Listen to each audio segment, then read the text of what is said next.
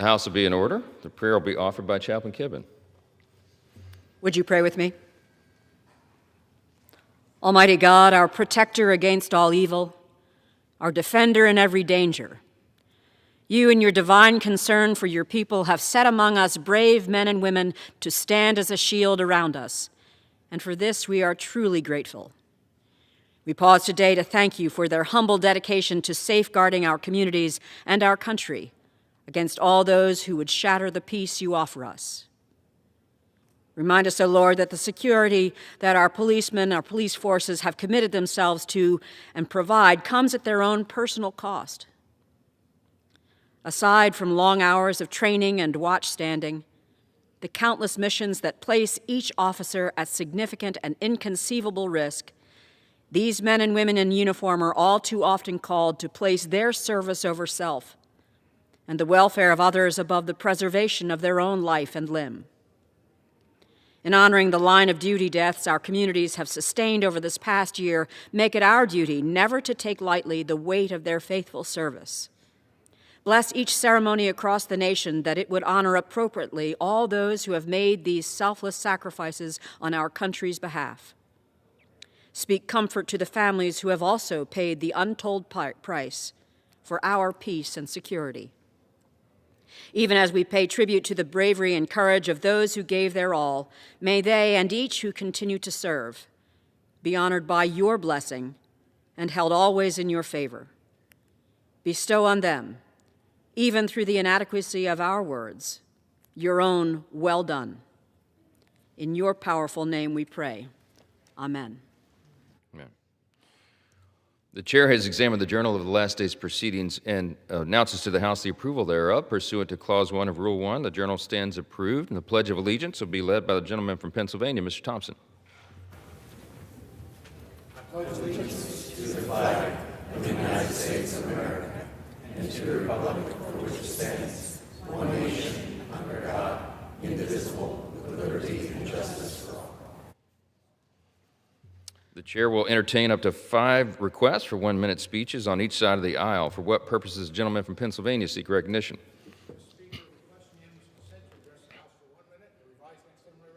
Without objection, the gentleman is recognized for 1 minute. Thank you, Mr. Speaker. I rise today to recognize May as National Military Appreciation Month, a time to honor and recognize all those who have served or are currently serving in our armed forces. In 1999, the late Senator John McCain introduced Senate Resolution 33, and it passed unanimously and was adopted by the House, officially designating May as Military Appreciation Month. Mr. Speaker, I want to specifically recognize the thousands of Pennsylvanians currently in uniform. Your courage and selflessness do not go unnoticed. We applaud your commitment to defending our nation's freedoms at all costs. Through every conflict since our founding, the men and women of our armed forces have never wavered. Our veterans that are fallen gave their all for every American.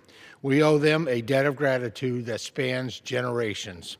This month, let us unite as a nation to salute the brave men and women who protect our values and flag at all costs. Madam Speaker, it is important we continue to support our armed forces, veterans, and their families. May God bless them and their families. Thank you, and I yield back the balance of my time.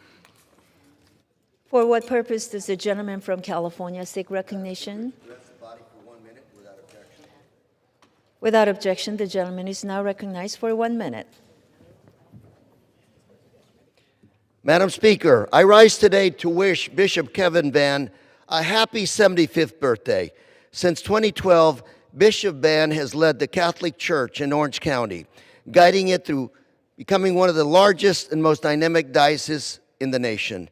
He has also led the remarkable transformation of the former Crystal Cathedral, a Protestant church, to Christ Cathedral, now a vibrant center of Catholic worship.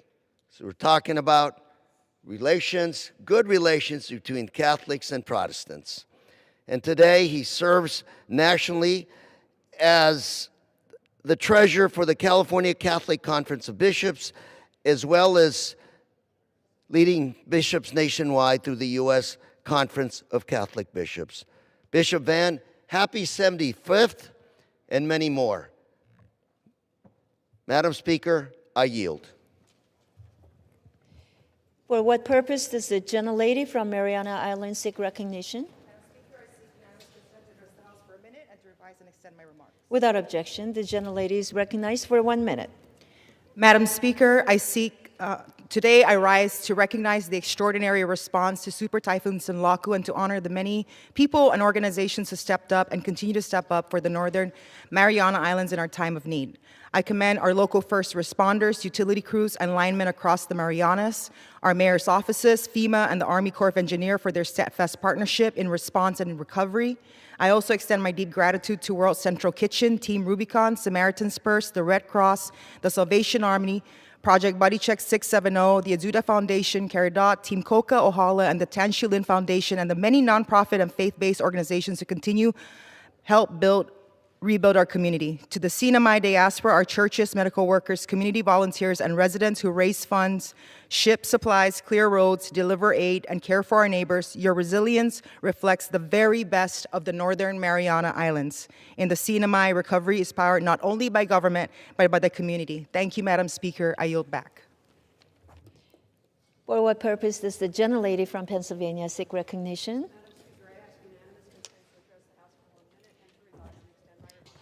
Without objection, the gentlelady is now recognized for 1 minute. Quote, I don't think about Americans' financial situation at all. I don't think about anybody. Madam Speaker, over the past too many years, I've found it important to point out our leaders' failures to tell the truth. This week I heard something different, though no less troubling. I heard the truth. On his way to China this week, the president said he does not care about Americans' financial situation. Well, back at home, inflation is surging. Gas in my home of Montgomery County, Pennsylvania, has skyrocketed to $4.69 a gallon. Diesel even higher.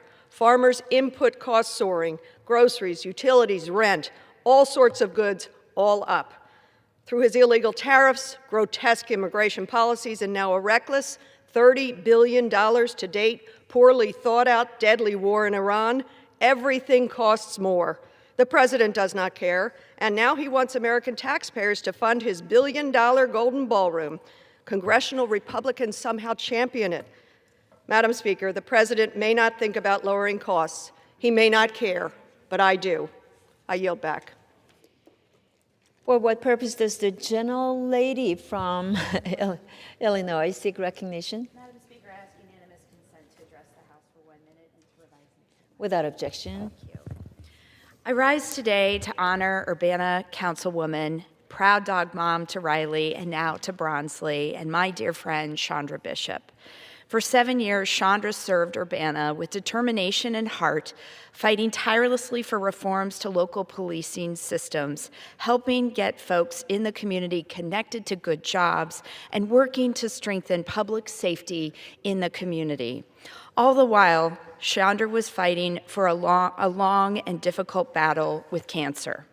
At 29 years old, Chandra was diagnosed with stage 4 intrahepatic cholangiocarcinoma, a rare cancer that affects fewer than 6 in 100,000 people each year. When standard treatments were no longer enough, she refused to give up and enrolled in clinical trials in search of hope, not only for herself, but for the others facing the very same fight. In the process, she became a powerful advocate and an expert. When the Biden White House convened a forum on the importance of clinical trials, Chandra shared her story, helping others understand what the research funding means for patients and families across the country. And while the Trump administration moved to cut clinical trial funding at NIH, Chandra and I worked together to speak out about the devastating consequences those cuts could have for Americans still searching for answers. Time has expired. My thoughts are with Chandra as she continues her fight. Thank you, and I yield back. For what purpose does the gentlelady from Arizona seek recognition? Without objection, the gentlelady is recognized for 1 minute. Madam Speaker, I rise today with great pride to celebrate the incredible students of the Apache Jazz Ensemble from Nogales High School in Arizona's 7th Congressional District. Earlier this spring, I had the joy of attending the Mingus Jazz Festival in Nogales and listened to the ensemble's performance. Their talent, energy, and love for music were absolutely unforgettable, and I was so grateful for the opportunity to meet the students and hear their stories firsthand. Since then, these remarkable young musicians traveled to Orlando, Florida to compete in the at Festival Disney, where they earned a superior rating with an outstanding score of 97.7, taking first place in their division and winning the prestigious Gold Mickey Award, the highest honor awarded across all instrumental divisions. These students represented Nogales and Southern Arizona with excellence, discipline, and heart. Their achievement is a testament to their hard work and dedication of their director, Anthony Belletti, and the power of music education to inspire and uplift our communities. To the Apache Jazz Ensemble Nogales High School and all of your friends, fans, and family, muchísimas gracias, felicidades, and thank you for making Arizona proud. I yield back. For what purpose does the gentleman from New York seek recognition? Madam Speaker, I request unanimous consent to address the House for 1 minute and to revise and extend my remarks. Without objection, the gentleman is recognized for 1 minute. Thank you, Madam Speaker. Madam Speaker, let me celebrate young Stella Apicella, a 6th grader at Blind Brook Middle School in Rye Brook, as she prepares to become a bat mitzvah on May 30th. I've seen Stella grow up over the years, the daughter of Joe Apicella and Tara Rosenblum, two prominent Westchester residents, and Stella is growing as a confident, thoughtful, and compassionate young woman. She loves basketball, go Knicks, soccer, dancing, and fashion, and she is a talented public speaker through debate club and by sharing the stage at times with her prominent mother. Most importantly, she gives back to her community. She stands up for others, and she always looks out for the underdog, qualities that will serve her well far beyond this special day. Stella, mazel tov on this great accomplishment. From the floor of the U.S. House of Representatives, we send our best to you. Thank you, Madam Speaker, and I yield back.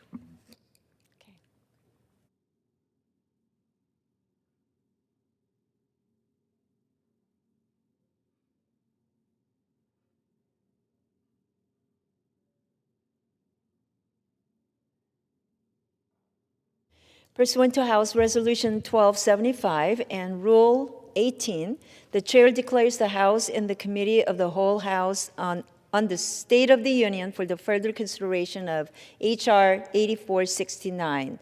Will the gentleman from North Carolina, Mr. Rouser, kindly take the chair?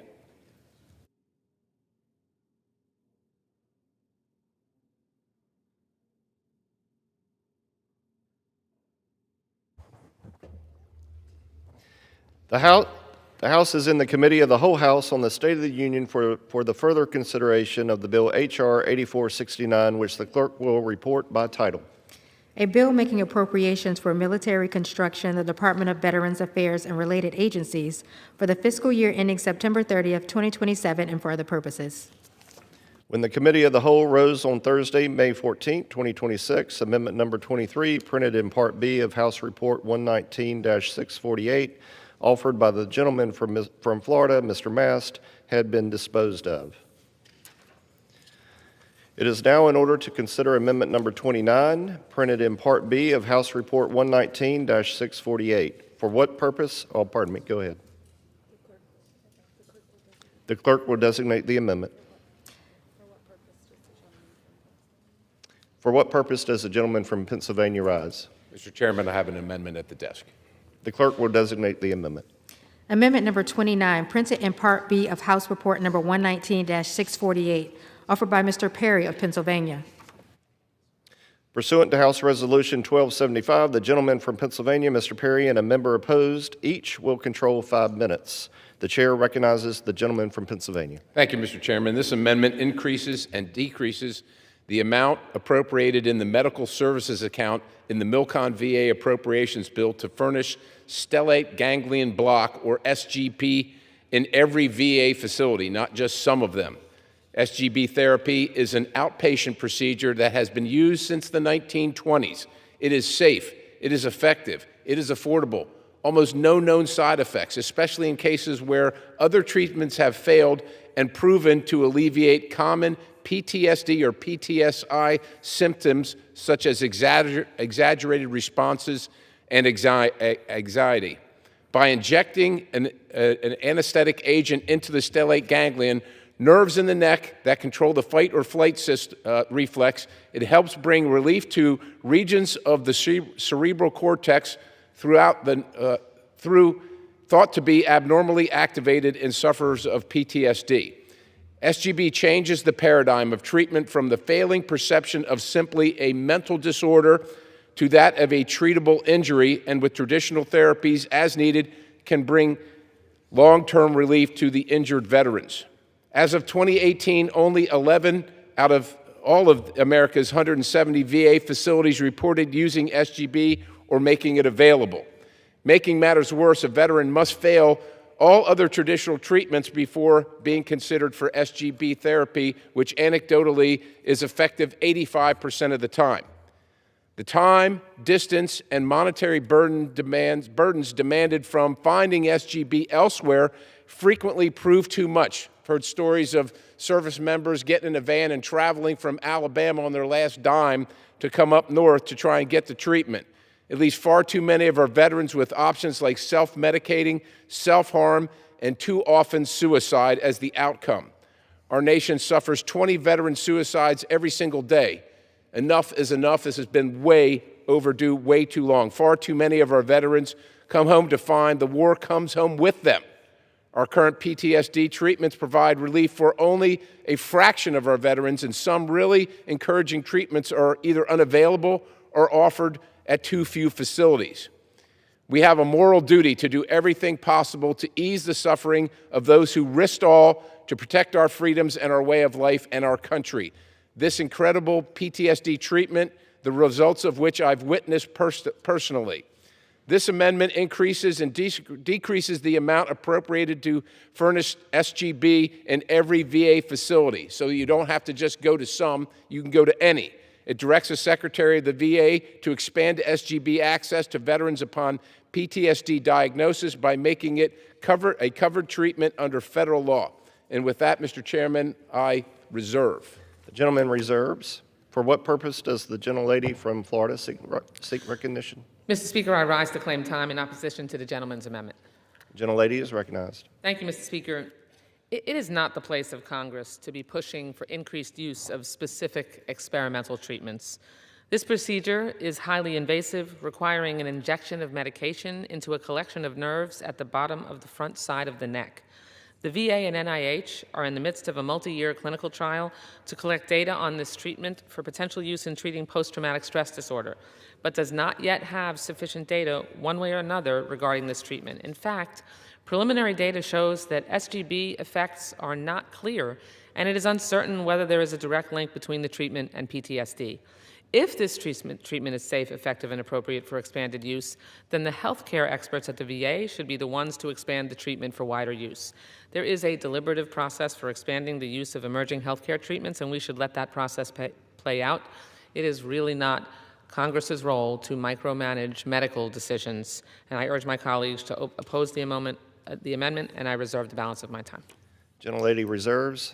The gentleman from Pennsylvania is recognized. While the deliberative process is playing out, this treatment has been used for over 100 years without any known side effects, without any damage to anybody, 85% effective for the users that have used it, and I've witnessed it. And it's so invasive, Mr. Chairman, it takes 15 minutes of lying down on the table and getting an injection, and oftentimes sitting up, standing up, and being relieved of your PTSD right then. While they're studying it, while they're fighting at the VA over turf about which treatment is the best, which practitioner should have primacy, 20 veterans a day are taking their own lives while they can't get the treatment.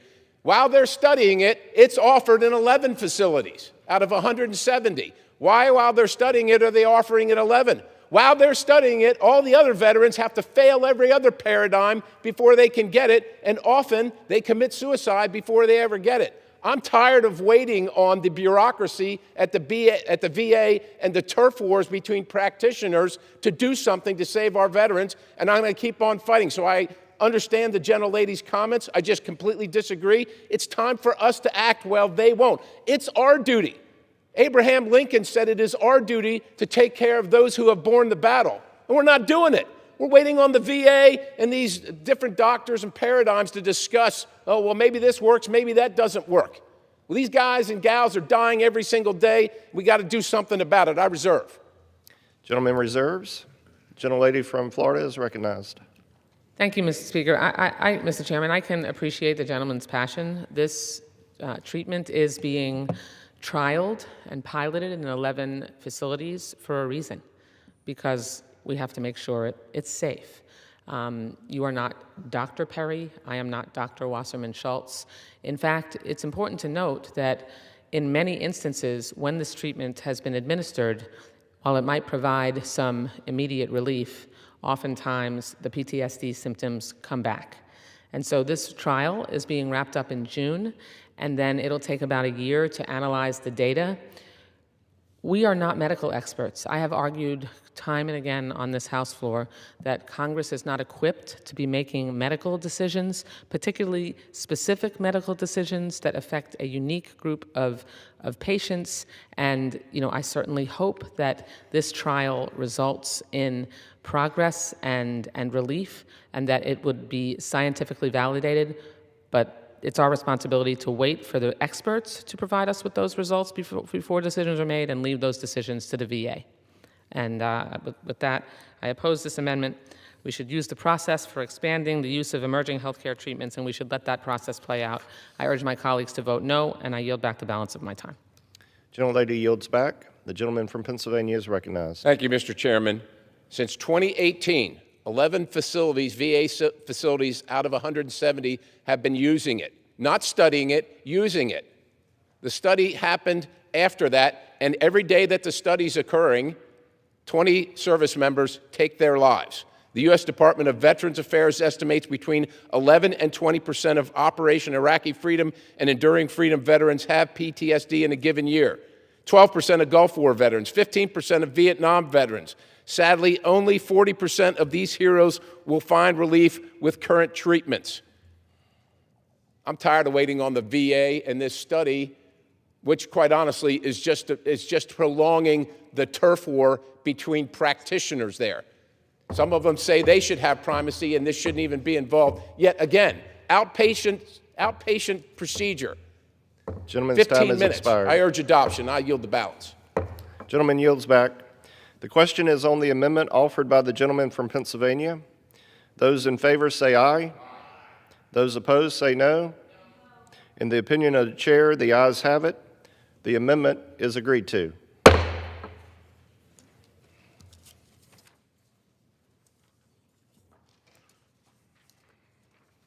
The chair understands amendments number 42 through 45 will not be offered. It is now in order to consider amendment number 49, printed in Part B of House Report 119-648. For what purpose does the gentleman from Florida seek recognition? Mr. Speaker, I have an amendment at the desk. The clerk will designate the amendment. Amendment number 49, printed in Part B of House Report number 119-648, offered by Mr. Stubbe of Florida. Pursuant to House Resolution 1275, the gentleman from Florida, Mr. Stubbe, and a member opposed, each will control 5 minutes. The chair recognizes the gentleman from Florida. Thank you, Mr. Speaker. This amendment is very simple. This amendment prohibits funds from being used to close the Port Charlotte VA clinic. I've heard from a number of different constituents and veterans in Charlotte County that oppose this clinic being shut down, so this amendment would prohibit funds being used to shut down the Port Charlotte VA clinic. This amendment would not delay construction on a new clinic in Northport, and I yield back. Does the gentleman reserve? Yield back. Oh, the gentleman yields back. The gentlelady from Florida. Mr. Speaker, For what purpose does the gentlelady from Florida seek recognition? Thank you, Mr. Speaker. I rise to claim time in opposition, although I am not opposed to the amendment. Without objection. Thank you, Mr. Chairman. As a fellow Floridian, I just want to make sure that I underscore the importance of making sure that we preserve access to health care for veterans across our state, and I look forward to working with the gentleman, as we have many times in the past, on ensuring that continued access, understand his concerns, and look forward to working with him and Judge Carter and the VA to ensure continued access to his constituents. With that, I yield back the balance of my time. Gentlelady yields back. The question is on the amendment offered by the gentleman from Florida. Those in favor say aye. Those opposed say no. In the opinion of the chair, the ayes have it. The amendment is agreed to.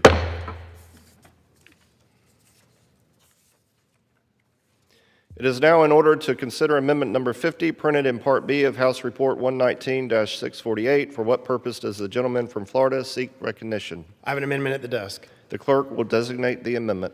Amendment number 50, printed in Part B of House Report number 119-648, offered by Mr. Stubbe of Florida. Pursuant to House Resolution 1275, the gentleman from Florida, Mr. Stubbe, and a member opposed each will control 5 minutes. The chair recognizes the gentleman from Florida. Thank you, Mr. Speaker. I rise today to offer an amendment that puts the defense of our own troops, bases, and national security above all else, not to subsidize the defenses of NATO countries that lecture us on peace, hesitate to stand with us, and in some cases actively undermine our efforts to confront the terrorist regime in Iran. My amendment redirects more than $480 million in funding from the NATO Security Investment Program. Essentially, it moves nearly $500 million used for foreign military base infrastructure and redirects it towards improving the infrastructure needs of our own bases, for our own service members, and for our own national security. This is the definition of America First.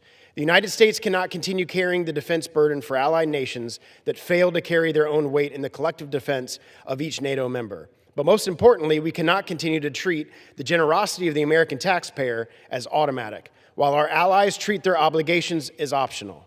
Operation Epic Fury has exposed why this amendment is necessary. When President Trump moved to confront the Iranian terror regime, some NATO countries chose to tarnish the meaning of alliance and tried to subvert our ability to target Iran. Namely, it is France and Spain that continue to deny our military from using their airspace and many key defense facilities, forcing American forces to work around the very allied infrastructure that American taxpayers have helped sustain through NATO funding. Many of these bases exist within the broader NATO architecture supported by programs like the NATO Security Investment Program, which this bill gives nearly $500 million to. Yet when the United States called for support, our so-called allies chose silence over solidarity. Alliances are not entitlement programs, nor are they blank checks. They are solemn commitments built on mutual defense, sacrifice, and responsibility. So if any foreign nation thinks they are deserving of the United States military and the backing of our taxpayers, best they not demand the comfort of our alliance and reject the courage it requires. The American people deserve the assurance that every single investment made actually serves our national interests. But every dollar in this bill should be measured against one standard. Does it support our national security, our readiness, and our warfighters and their families? If the answer is no, then we have the responsibility to redirect such funds and put America first. This is why this amendment matters. Our first and only obligation should be to support our warfighters. We owe it to the American people that their tax dollars are spent in a manner strengthening American readiness, improving our base infrastructure, supporting our service members and their families, and advancing our national security. I urge my colleagues to stop subsidizing our part-time allies and vote for my amendment. I reserve. The gentleman reserves. For what purpose does the gentlelady from Florida seek recognition? Mr. Chairman, I rise to claim time in opposition to the gentleman's amendment. Thank you, Mr. Chairman. The gentlelady is recognized. Thank you, Mr. Chairman. This amendment would completely eliminate funding in the bill for the NATO Security Investment Program. The base bill already underfunds NATO infrastructure by $122 million less compared to the President's budget request. And even President Trump recognized the value of this program and the return on investment that the NSIP program provides for the American taxpayer. The President's budget requests $604 million for the NATO Security Investment Program, which is the amount required to fully fund America's commitments towards NATO infrastructure investments. The base bill provides only $482 million for the program, and this amendment would take that number all the way to zero. As the war in Ukraine rages on, this is not the time to abandon deterrence in Europe and undermine our alliances in the region. Moreover, these investments are not only needed to meet NATO's requirements to deter aggression from our adversaries, but also to directly support U.S. troops stationed in Europe. Around one-third of active NATO Security Investment Program projects are at U.S. theater posture locations, and an even larger number indirectly support U.S. troops stationed in or moving throughout the region. Yet the United States' share of funding for this project is only 15%. If the United States were to pay a share proportional to our gross national income at the same rate as our allies, we would pay for around 47% of these projects. To cut funding for this program is not only not fiscally sound policy. Without the NATO Security Investment Program, the operational requirements for these projects would not go away, and many of these projects would become a U.S. military construction burden. Our MilCon dollars are already stretched thin, and this amendment would abandon projects for which our allies pay 85% of the cost burden. Even if you are concerned about the overall defense spending levels of various NATO countries, this direct contribution program is one program through which our allies pay a disproportionate share. I encourage all of my colleagues to oppose this irresponsible amendment, and I reserve the balance of my time. Gentlelady reserves. The gentleman from Florida is recognized. Thank you, Mr. Speaker. On U.S. membership in NATO, President Donald J. Trump in April 2026 stated, and I quote, "Oh yes, I would say it's beyond reconsideration. I was never swayed by NATO. I always knew they were a paper tiger. And President Putin knows that too, by the way. They haven't been friends when we needed them. We've never asked them for much. It's a one-way street." On NATO assisting in the reopening of the Strait of Hormuz, a White House official in April 2026 stated, and I quote, "As President Trump said yesterday, NATO was tested and they failed. President Trump has zero expectations for NATO at this point and did not ask them for anything, even though it's a fact that they benefit from the Strait of Hormuz far more than the United States." President Trump posted on Truth Social on March 31st, 2026, and I quote, "The country of France wouldn't let planes headed to Israel, loaded up with military supplies, fly over French territory. France has been very unhelpful with respect to the butcher of Iran, who has been successfully eliminated. The USA will remember President DJT." President Trump on Truth Social on the United Kingdom on March 31st, 2026 stated, and I quote, "All of those countries that can't get jet fuel because of the Strait of Hormuz, like the United Kingdom, which refused to get involved in the decapitation of Iran, I have a suggestion for you. Number one, buy from the U.S. We have plenty. Number two, build up some delayed courage, go to the Strait, and just take it. You'll have to start learning how to fight for yourself. The USA won't be there to help you anymore. Just like you weren't there for us, Iran has been essentially decimated. The hard part is gone. Go get your own oil." President DJT. This just a couple of days ago from Secretary Rubio commenting on NATO basing rights. Quote, "One of the reasons I supported NATO is because it gave us basing rights in Europe. So when NATO partners like Spain deny us use of these bases, the primary reason for why NATO is good for America, then what is the purpose of the alliance?" I reserve. Gentleman reserves. Mr. Chairman, I yield 2 minutes to the chair of the Military Construction VA Subcommittee, Judge Carter. The gentleman is recognized. I thank the lady. I rise in opposition to this amendment. President Trump's budget request included funding for the account in fiscal year 2027. These funds supported our operational readiness and warfighting capabilities. I urge my colleagues to oppose this amendment. Does the gentleman yield back? I Does yield the back. gentlelady yield back? I'm sorry. I reserve. The gentlelady reserves. The gentleman from Florida is recognized.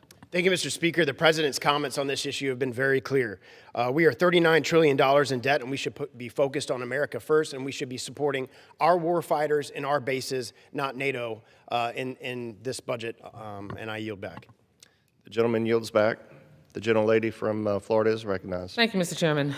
I think the point of Judge Carter and my argument is that this funding does support our war fighters in Europe. President Trump asked for, in spite of all the things that he has said about NATO, he asked in his budget for $604 million. And this budget is $122 million less than that, and the gentleman from Florida's amendment would wipe it out. So I strongly urge my colleagues to oppose this amendment because it would eliminate funding for infrastructure investments on which our troops and our allies rely. This is not for foreign troops. This is for our troops. It's not fiscally responsible to eliminate funding for this jointly funded program, which provides critical infrastructure. If we don't support the NATO Security Investment Program, then either we have to pay more to fund the cost of our infrastructure, and Europe will be leaving us on our own, or we allow these needs to go unmet to the detriment of our men and women in uniform and American military readiness. We need to make this decision about this amendment not based on rhetoric, but on reality. And the reality is that this funding ensures that we can keep our troops ready and safe. I urge my colleagues to oppose this amendment, and I yield back the balance of my time. Gentlelady yields back. The question is on the amendment offered by the gentleman from Florida. Those in favor say aye. Those opposed say no. In the opinion of the chair, the noes have it. The amendment is not agreed to. I ask for a recorded vote. A recorded vote is requested. Those in favor of taking this vote by recorded vote will rise. A sufficient number having risen, a recorded vote is ordered. Members will record their vote by electronic device. This is a 15-minute vote.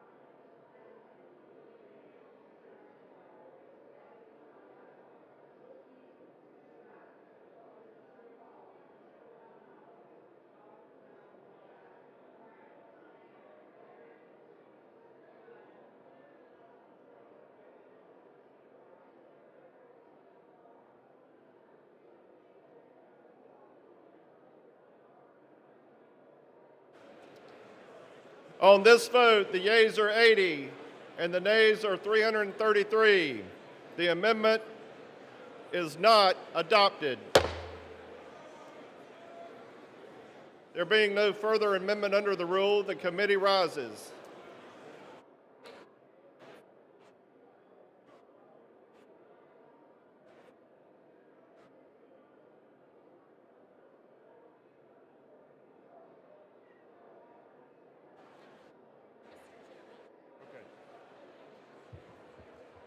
Mr. Chairman. Mr. Speaker, the Committee of the Whole House on the State of the Union has had under consideration H.R. 8469, and pursuant to House Resolution 1275, I report the bill as amended by that resolution back to the House with sundry further amendments adopted in the Committee of the Whole. The Chair of the Committee of the Whole House on the State of the Union reports that the committee has under consideration the bill H.R. 8469 and reports the bill back to the House with sundry amendments adopted in the Committee of the Whole. Under House Resolution 1275, the previous question is ordered. In a separate vote, demanded on any amendment reported from the Committee of the Whole. If not, the Chair will put them in gross. The question is on the adoption of the amendments. Those in favor, please say aye. Those opposed, no.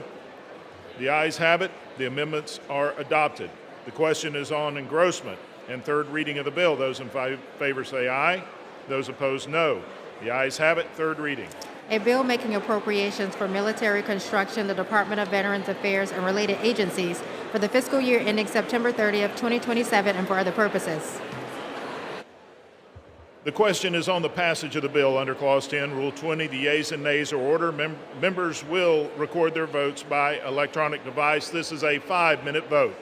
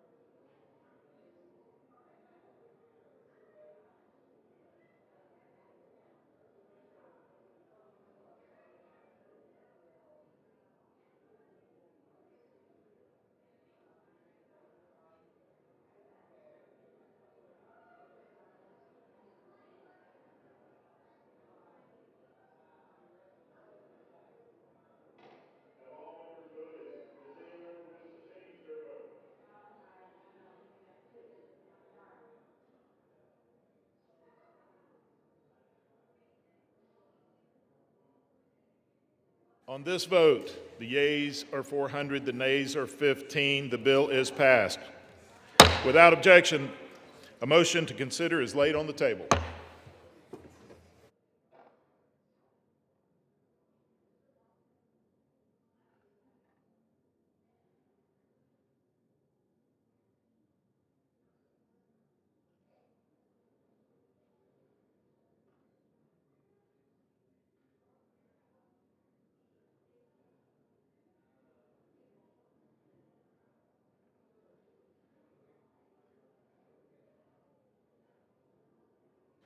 For what purpose does the gentleman from Pennsylvania seek recognition? Mr. Speaker, I ask unanimous consent that when the House adjourns today, it adjourn to meet at noon on Tuesday next morning, our debate at 2 p.m. for legislative business. Without objection.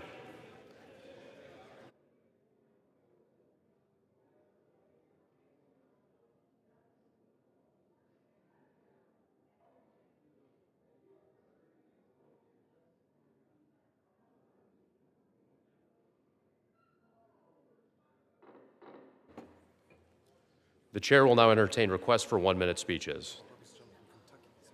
For what purpose does the gentleman from Kentucky seek recognition? Without objection, the gentleman is recognized for 1 minute. And as for order. Be in order. The House will be in order.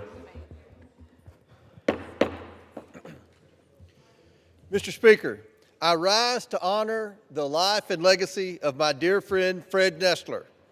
Fred was best known for his service as a very popular and effective member of the Kentucky House of Representatives from 1994 to 2012, where he represented his beloved home of Graves County in West Kentucky. I first met Fred when I got elected to the Kentucky House of Representatives in 2001. Fred and I were of different political parties, but that didn't matter to him. Fred was a public servant whose only priority was to best represent his constituents. I was so impressed with Fred Nestler's leadership skills that I talked him into joining me at the Kentucky Department of Agriculture in 2012 for all 4 years of my term as Kentucky Agriculture Commissioner. Fred was a larger-than-life figure in West Kentucky politics who was loved by everyone.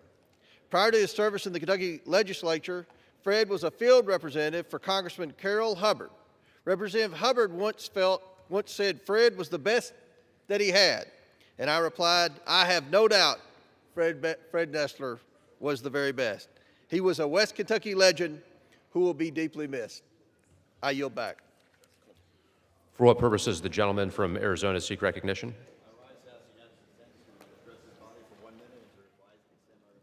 Without objection, the gentleman is recognized for 1 minute. Thank you, Mr. Speaker. As President Trump returns from Beijing, I rise to deliver a clear message. We must fulfill America's commitments to Taiwan. Congress has approved the sale of critical defense systems to Taiwan. Taiwan has paid for them, and these weapons have not yet been delivered. Xi Jinping's #1 goal from the summit was to convince Trump not to sell these weapons, and that's exactly why we need to. Taiwan's legislature has passed a landmark special defense budget, a show of serious commitment to its own self-defense. We need to hold up our end of the deal. This is about national security, our own economy. TSMC has invested over $200 billion in my home state of Arizona. Phoenix has become the epicenter of the semiconductor industry. Those jobs, those fabs, that future, it all depends on a stable, secure, self-governing, democratic Taiwan. As co-chair of the bipartisan Congressional Taiwan Caucus, I call on the Trump administration to immediately complete delivery of every defense system Congress has approved and Taiwan has purchased. No more delays, no more excuses. I yield back. For what purpose does the gentleman from North Carolina seek recognition?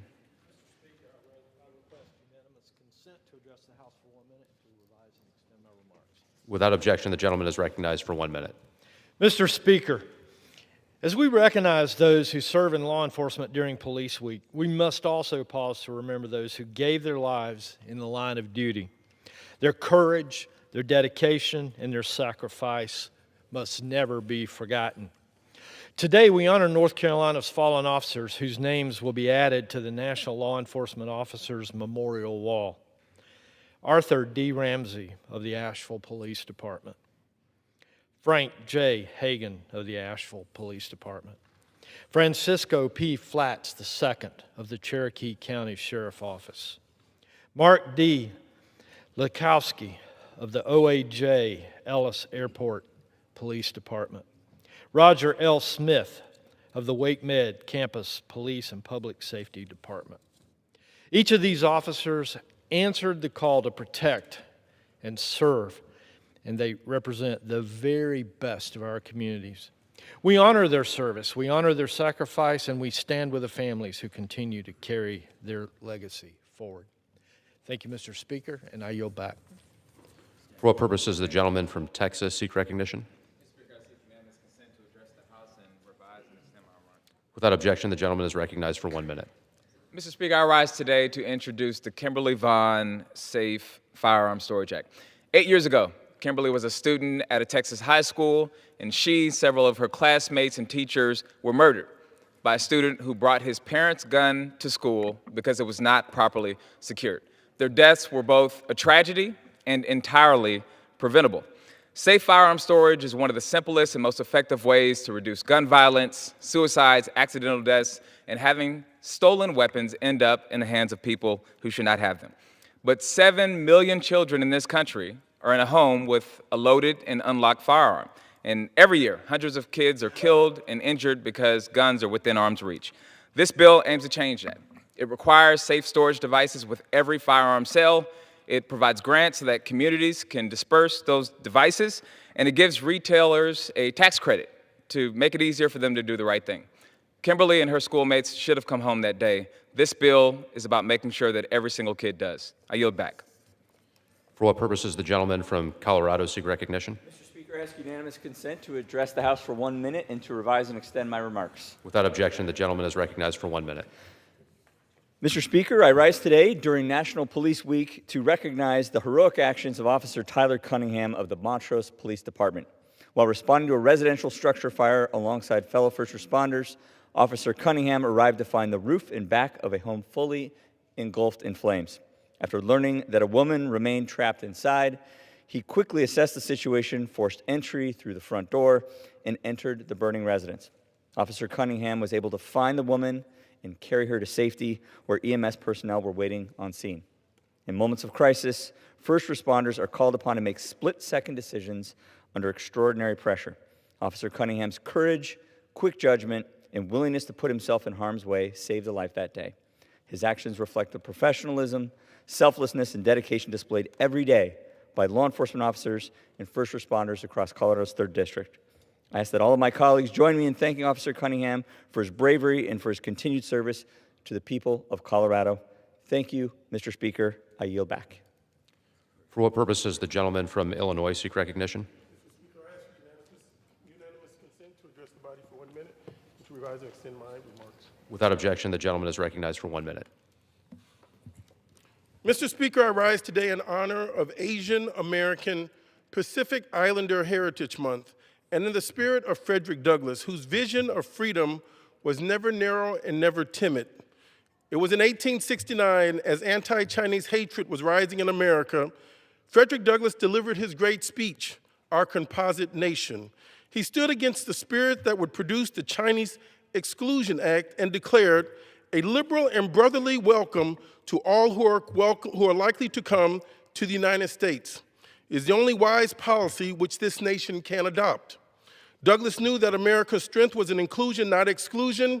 He said, I want a home here, not only for the Negro, the mulatto, and the Latin races, but I want the Asiatic to find a home here in the United States. That was moral courage, that was historical clarity, and that is the truth we must carry today. Asian Americans have helped build this country, defended this country, and have enriched this great country. Yet they have faced exclusion, violence, suspicion, and injustice. This month, we do more than celebrate. We remember, we recommit, we reject anti-Asian hate and xenophobia. And as Douglass said, a smile or a tear has no nationality. Let us build this composite nation he envisioned just, inclusive, and free. Thank you, Mr. Speaker. I yield back. For what purposes does the gentleman from Arizona seek recognition? Without objection, the gentleman is recognized for 1 minute. Thank you, Mr. Speaker. I rise today to recognize the outstanding young men of Sigma Nu fraternity at Arizona State University. I had the pleasure of spending time with this group last month and am encouraged by their honorable character, discipline in the classroom, and desire to do good in the community. ASU Sigma Nus have a rich understanding of our Constitution and recognize the importance of civic engagement. They also desire to make a meaningful difference to those around them, routinely partnering with organizations like Child Help and the Food Recovery Network to fight food waste and hunger. Sigma Nus are also leaders who serve in ASU's student government and in a variety of campus clubs. When young men surround themselves with peers who challenge them to grow and live with integrity, they are better prepared to serve their families, communities, and the nation. The men I met at Sigma Nu were thoughtful, driven, and deeply committed to serving others. I have no doubt they will continue to make a just and positive impact on their campus, throughout Arizona, and across our country. I thank them for their leadership, their example, and their commitment to these timeless values. Thank you, Mr. Speaker. I yield back. For what purposes does the gentlewoman from New Jersey seek recognition?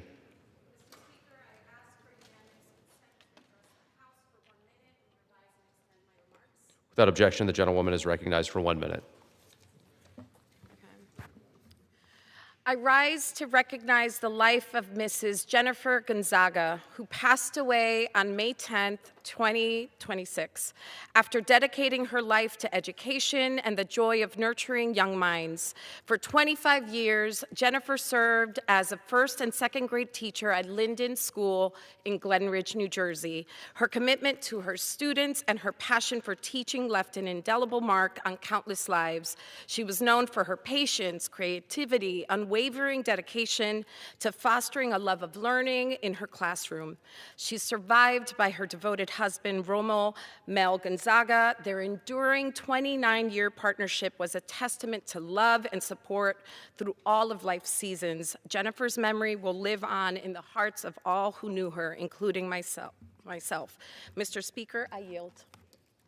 For what purposes does the gentleman from Utah seek recognition? Without objection, the gentleman is recognized for 1 minute. Mr. Speaker, I rise today to commend two of our nation's finest who saved a life that otherwise would surely have been lost. On March 15th, a man driving through Florida experienced a medical emergency that caused him to crash into a shallow body of water, fully submerging the vehicle. Airman Jesse Arguello and Airman Skylo Rios, both of the Naval Aviation School Command, leapt into action with military precision. While Airman Rios summoned emergency services, Airman Arguello jumped into the water in an attempt to rescue the now drowning driver. After kicking a hole in the sunroof, tearing out chunks of glass with his bare hands, Airman Arguello pulled the driver through the broken sunroof opening and dragged this individual to safety on the shore. I couldn't be more proud of these two young airmen. They represent the finest tradition of our military warriors. I'm especially proud to say that Airman Jesse Arguello hails from my own 3rd District in Utah. May God bless these two great examples of what is making America great again. Thank you, and I yield back. For what purposes does the gentleman from Puerto Rico seek recognition? Without objection, the gentleman is recognized for 1 minute. Mr. Speaker, I rise today to honor the life of Piculín Ortiz. Born in Ay Bonito and raised in Calley, Piculín became a symbol of Puerto Rican pride, perseverance, and excellence. Our Atlético and Cangrejero, our guy in the NBA, our compatriota in the Olympics, where we beat the U.S. Dream Team in 2004. Piculín Ortiz will live forever in the hearts of a grateful Puerto Rico. Mr. Speaker, I rise to honor two Puerto Rican brothers, Jose Luis and Irad Ortiz, for their triumphant performance at the Kentucky Derby. They reminded an entire generation of Puerto Ricans that where you come from does not determine how far you can go. This story is Puerto Rico's story, resilient, determined, and capable of competing with anyone in the world. Thank you, Mr. Speaker. I yield back. For what purposes does the gentleman from Tennessee seek recognition? Mr. Speaker, I seek unanimous consent to address the House for 1 minute to revise and extend my remarks. Without objection, the gentleman is recognized for 1 minute. Mr. Speaker, I rise today to honor my dear friend Pete Michaels, who's celebrating 50 years of reporting traffic in Knoxville. Pete is the embodiment of the American dream and how when you put your mind towards something, anything is possible. He was an entrepreneur from the beginning. Pete started with $7.63 in his pocket. With the help of a banker, he bought his first airplane before he even had a pilot's license and signed radio contracts before his business was even started. Still to this day, you'll hear Pete's voice across radio stations in Knoxville giving you a traffic report on all the major highways and roads. Congratulations, Pete, on this historic mark of 5 decades on the air, and thank you for taking care of the good folks of East Tennessee every day, and thank you for being my very loyal, longtime friend. Thank you, Mr. Speaker. I yield back the remainder of my time. For what purpose does the gentlewoman from North Carolina seek recognition? And extend my remarks. Without objection, the gentlewoman is recognized for 1 minute. Mr. Speaker, I rise today to congratulate my constituent, Ms. Kay Gant, on her retirement from the National Institute of Minority Economic Development after 17 years of distinguished service. For nearly 2 decades, Ms. Gant dedicated herself to advancing economic opportunity and supporting minority entrepreneurs across North Carolina. Through her leadership and unwavering commitment, she helped strengthen an organization whose mission is vital to expanding access to capital, resources, and opportunity for underserved communities. Notably, during the COVID-19 pandemic, Ms. Gant provided operational leadership for a relief initiative that helped the Institute's CDFI affiliate deliver more than $20 million in grants to over 2,000 historically underutilized businesses, helping countless small businesses survive an extraordinarily difficult time. I am grateful for Ms. Kay Gant's service and lasting impact and wish her a joyful and well-deserved retirement. Thank you, and I yield back. For what purpose does the gentleman from Montana seek recognition? The House for 1 minute and to revise and extend my remarks. Without objection, the gentleman is recognized for 1 minute. Thank you, Mr. Speaker. I would like to take this opportunity to recognize the importance of the passage of the 2026 Farm Bill. The House-passed 2026 Farm Bill delivers certainty for our producers through enhancing critical initiatives such as the USDA's Farm Credit and Crop Insurance programs. These measures will ensure that farmers and ranchers have access to the capital that they need in order to navigate ongoing challenges like volatile commodity prices and extreme weather events going forward. From wheat growers on the High Line to cattle ranchers in eastern Montana, this bill will provide necessary stability for producers in my home district, allowing them to keep feeding our nation. I'd like to thank Chairman G.T. Thompson for his hard work on this effort. The House has acted, and now the Senate must do the same, and I urge swift passage of the Farm Bill in the Senate. And with that, Mr. Speaker, I yield back. For what purposes does the gentlewoman from Minnesota seek recognition? The House for 1 minute, extend and revise my remarks. Without objection, the gentlewoman is recognized for 1 minute.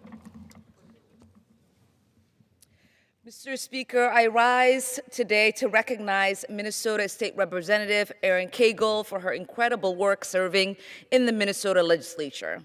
I was fortunate to have had the opportunity to work with Representative Cagle during my time serving in the Minnesota House of Representatives. And I quickly learned how thoughtful, dedicated, and strategic she is when it comes to serving her constituents.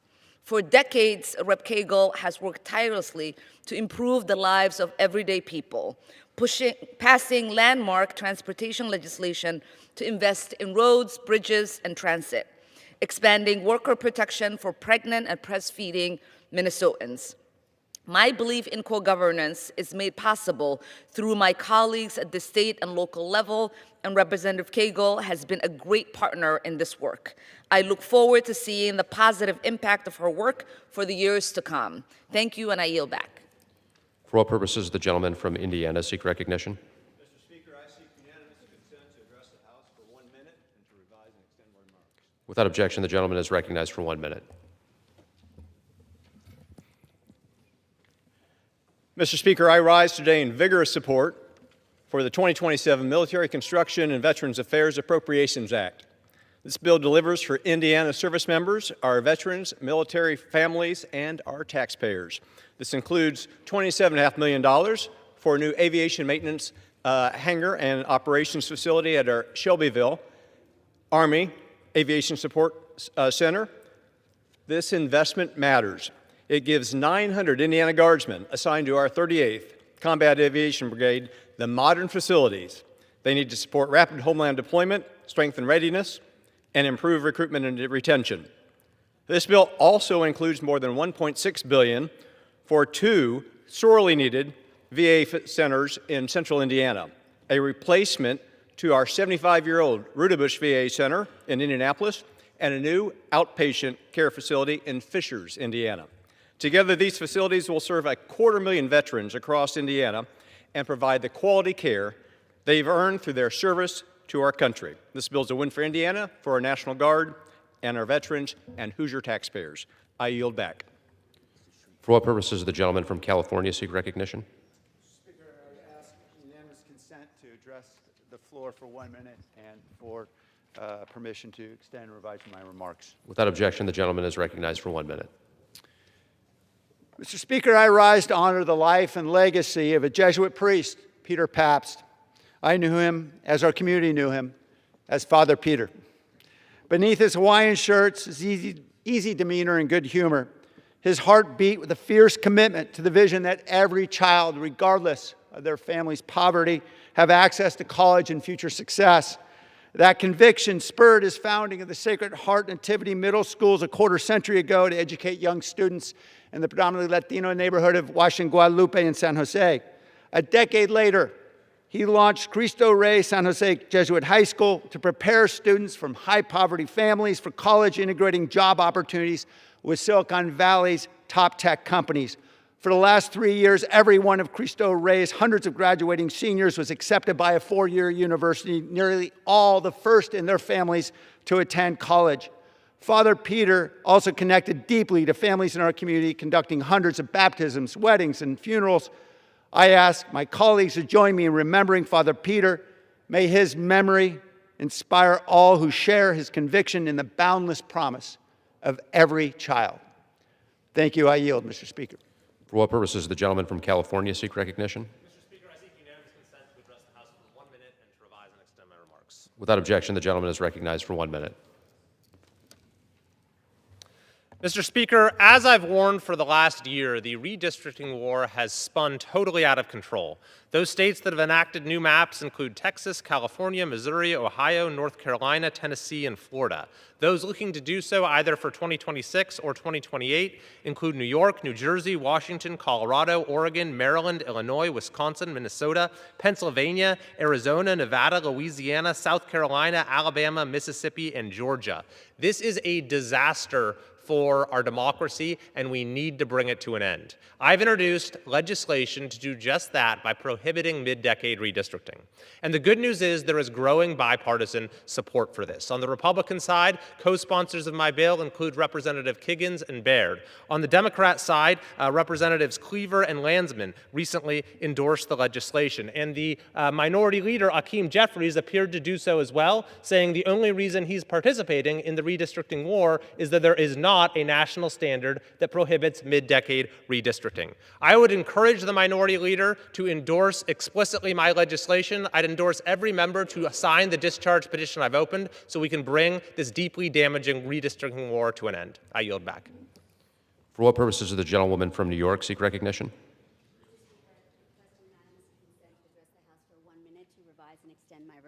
Without objection, the gentlewoman is recognized for 1 minute. Thank you. Mr. Speaker, I rise today to honor the outstanding career of Dean Lodge, a dedicated UPS driver who has recently retired after more than 37 years with UPS, including 26 years in the Long Beach community. After growing up in Jamaica, Mr. Lodge moved to New York with his family in 1988, starting with UPS in 1989 in Manhattan. He eventually transferred to Long Beach in 2000, where he became far more than a delivery driver. He became a trusted neighbor and friend. Known for his kindness, reliability, personal connection, Dean built lasting relationships with the families and businesses he served. He proudly knew his customers by name, looked out for their safety, and brought a sense of care to his work each and every day and consistency to Long Beach. He gave back. He mentored his fellow drivers, earning a deep respect from his colleagues. Thank you, Dean, for your decades of service and the joy you brought to Long Beach. I wish you all the best in your retirement and hope you enjoy the races at Belmont Park for years to come. Thank you, Mr. Speaker, and I yield back. For what purposes does the gentleman from Missouri seek recognition? Mr. Speaker, I rise to request unanimous consent to address the House for 1 minute and to revise and extend my remarks. Without objection, the gentleman is recognized for 1 minute. Thank you, Mr. Speaker. Today I rise to congratulate the Emmanuel Eagles boys basketball team for becoming national champions. These young men traveled to Fort Wayne, Indiana from St. Charles, Missouri to win the 78th Lutheran Basketball Association of America's national championship. These incredible young athletes worked hard to show their peers at the national level never to underestimate Missouri grit. As they faced exceptional teams from across the Midwest, these young men demonstrated their hard work, discipline, integrity, and commitment to something greater than themselves. Every pass, every hustle, every moment on the court reflected their dedication to glorifying God through their efforts. This victory is a testament to the coaches, teachers, and parents at Emmanuel Lutheran School who invest in these young men every day. To God be the glory. Thank you, Mr. Speaker. I yield back. For what purposes the gentlewoman from Ohio seek recognition? Without objection, the gentlewoman is recognized for 1 minute. Thank you, Mr. Speaker. I rise today with a full heart to honor the brave crew of Artemis II. They journeyed farther than any other human beings ever before them, returning home safely to Earth. Then, their mission, which was aided by training and research from Northern Ohio's Glenn and Armstrong research facilities, remind us of the deep bonds that hold us together: faith, family, country. These astronauts carried with them the hopes of a nation. And in their words upon return, we heard humility, gratitude, and a renewed love for our fragile planet. Let me also pay tribute to the naval ship that welcomed them home, the USS John P. Murtha, named for a resolute Marine Corps veteran, former colleague here in the House, and son of Pennsylvania, who devoted his life to serving America. That vessel stood as a symbol of steady resolve of duty carried out far from shore. From the heartland of northern Ohio and western Pennsylvania, and our shores from coast to coast, to the heavens above, this mission belongs to every American who dares to dream. May we honor their courage, not only with words, but with continued commitment and funding to exploration, unity, and future generations who will follow in their footsteps. God bless them all. Thank you, Mr. Speaker. I yield back. For what purposes the gentleman from Pennsylvania seek recognition? To address the House for 1 minute and to revise and extend my remarks. Without objection, the gentleman is recognized for 1 minute. Thank you, Mr. Speaker. I rise today to honor the life of Michael Crawford, a devoted father, husband, loyal friend, and public servant who spent his life answering the call when others needed help the most. As a firefighter and EMT with the Wilkes-Barre City Fire Department, he stood on the front lines of emergencies, protecting his neighbors and his community for 25 years. He truly embodied what it means to give to our community, serving not for recognition, but because others depended on him. However, if you ask those who knew him best, they'll tell you his favorite role was not in uniform, but at home with his family. He was the proud father of 12 children and a loving husband to his wife, Jessica. Over the last year, Michael courageously battled a terminal cancer diagnosis, but before he left this earth, he had one last wish: to see his children graduate. That wish was fulfilled in 3 early graduation ceremonies, allowing him to see his 2 daughters receive their nursing diplomas, and through the support of his community, a special high school graduation ceremony held for his son. Today we mourn his passing, but we also celebrate the life that reminds us of what truly matters: faith, family, service, and sacrifice. To his wife, to his children, his EMT and fire department family, and to all who loved him, we extend our deepest condolences. And to Michael Crawford, we offer our gratitude. May we honor his legacy, not just with words, but striving to live with the same strength and unwavering devotion he showed us every single day. Thank you. I yield back. For what purposes the gentleman from New Hampshire seek recognition? Without objection, the gentleman is recognized for 1 minute.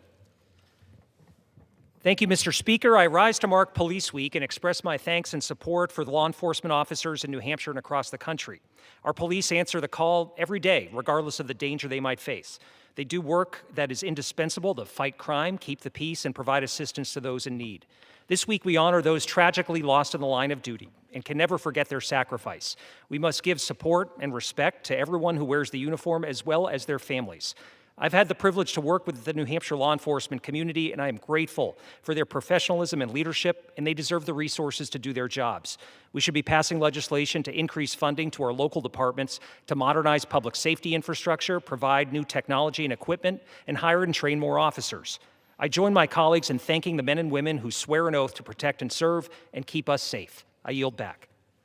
For what purposes the gentleman from Texas seek recognition? And extend my remarks. Without objection, the gentleman is recognized for 1 minute. Thank you, Mr. Speaker. Fraudsters are robbing the American people. In Ohio, hundreds of shell companies operating out of empty office buildings billed the federal government for over $250 million for home health services that couldn't even be verified. We believe the full scope of this scandal, in fact, reaches into the billions of dollars. These are programs that required no medical training, had no verification that services were actually provided, and had no spending caps. But they enriched fraudsters at the expense of the American people. That's why Chairman Comer created the Task Force on Defending Constitutional Rights and Exposing Institutional Abuses, to go after corrupt institutions that steal from taxpayers, abuse our immigration system, silence Americans, and bury illegal discrimination. It's my honor to lead this task force. This week, we sent a letter demanding answers from the Ohio Department of Medicaid, and we're going to get them. The era of zero consequences is over. We're coming for every single institution that thinks otherwise. Thank you, Mr. Speaker. For what purposes the gentleman from New York seek recognition? Mr. Speaker, I ask unanimous consent to address the House for 1 minute and to revise and extend my remarks. Without objection, the gentleman is recognized for 1 minute. Thank you. Mr. Speaker, I rise today to recognize a man of unyielding faith, compassion, and love. Reverend Robert DeMartinez, known to New York's Capital Region as Father Bob, this year celebrates the 40th anniversary of his ordination as a priest.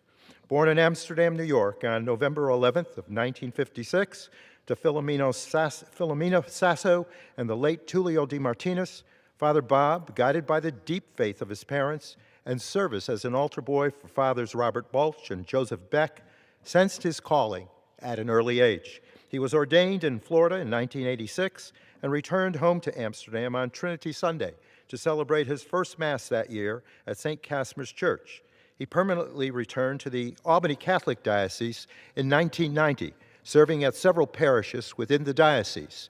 It was in 2010 that Father Bob was welcomed for service in his hometown of Amsterdam to shepherd the congregation of St. Stanislaus. Today, as pastor of both St. Stanislaus and Our Lady of Mount Carmel churches, his devotion and spirit of service shine through every Mass he offers and every religious assignment he assumes.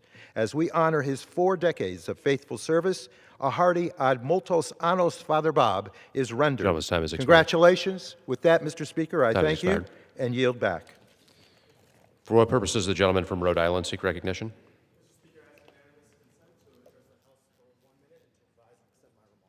Without objection, the gentleman is recognized for 1 minute. Mr. Speaker, recently Trump's Agriculture Secretary bragged with great pride about kicking 4.5 million Americans off of SNAP. At a time when Republicans' tariffs and wars have jacked up grocery prices, it's not good news that Trump and Republicans are making Americans hungrier. SNAP provides the bare minimum, just enough. But it means kids in Woonsocket can focus at school and not on an empty stomach. It means moms in Pawtucket can worry a little less if there's enough on the breakfast table. It means veterans in Middletown have breathing room on their decisions to pay the light bill or food. It means seniors in Smithfield might not skip a prescription refill to eat. Celebrating ripping away 4.5 million American SNAP benefits is immoral and wrong. If this administration actually wanted to help families, they'd lower costs, not take away food and make life more expensive. We have to protect SNAP. I yield back. For what purposes the gentlewoman from Oregon seek recognition?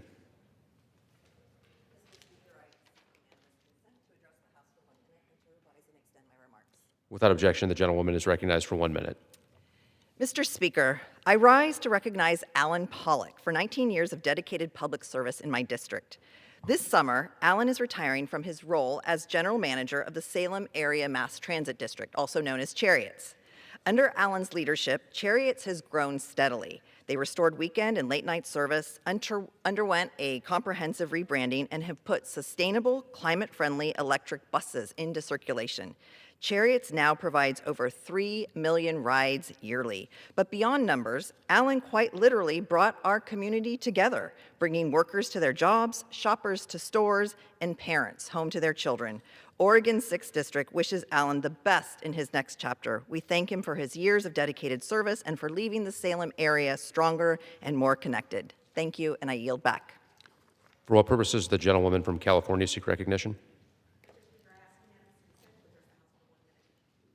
Without objection, the gentlewoman is recognized for 1 minute.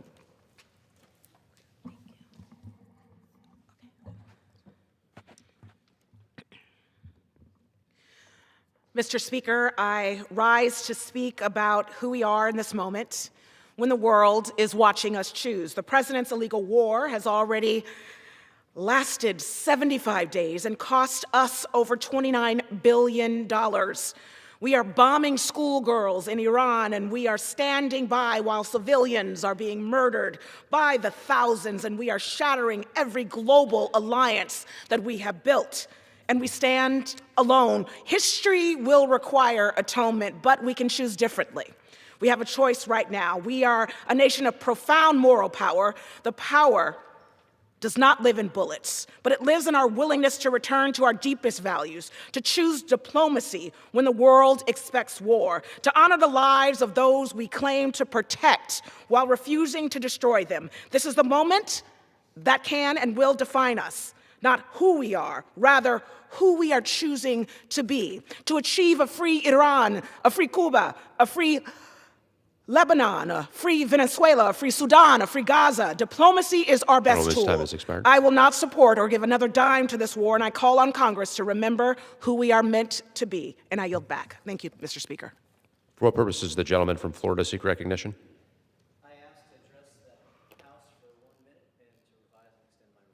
Without objection, the gentleman is recognized for 1 minute.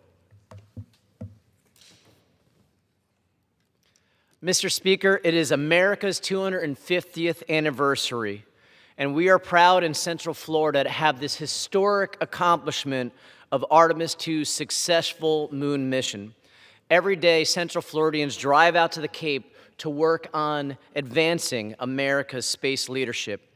This is the first moon mission in over 50 years. They went the furthest of any humans ever, the first astronauts to witness the dark side of the moon from their own eyes. And we welcomed astronauts Reed, Victor, Christina, and Jeremy to the Capitol this week. They had many firsts: the oldest astronaut, the first astronaut of color, the first female astronaut, and the first non-American to do a moon mission. And as the only member of Congress to witness both Artemis launches firsthand, I couldn't be more proud of them.